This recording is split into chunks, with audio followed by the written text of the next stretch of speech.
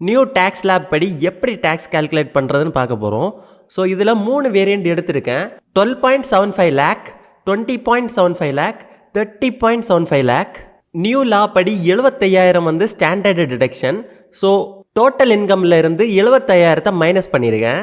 So இந்த 12 லேக்குக்கு எவ்வளோ tax வரும்னு பார்த்தீங்கன்னா 60,000 ரூபாய் டேக்ஸ் வரும். அண்ட் இந்த 20 லேக்குக்கு எவ்வளோ டேக்ஸ் வரும்னு பார்த்தீங்கன்னா 2,27,000 டேக்ஸ் வரும்.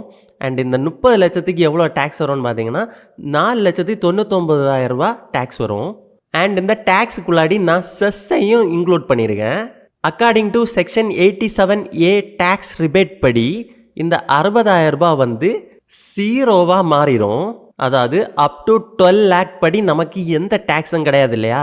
ஸோ அப் டு 12 லேக் நமக்கு 60,000 ருபீஸ் டேக்ஸ் வரும். ஸோ அந்த டேக்ஸை வந்து நம்ம கெட்ட தேவையில்லை. ஆனால் கண்டிப்பாக டேக்ஸை வந்து நம்ம ஃபைல் பண்ணி ஆகணும். அண்ட் 20 லேக் இன்கமுக்கு பார்த்தீங்கன்னா நமக்கு எந்த விதமான டேக்ஸ் ரிபேட்டும் கிடையாது.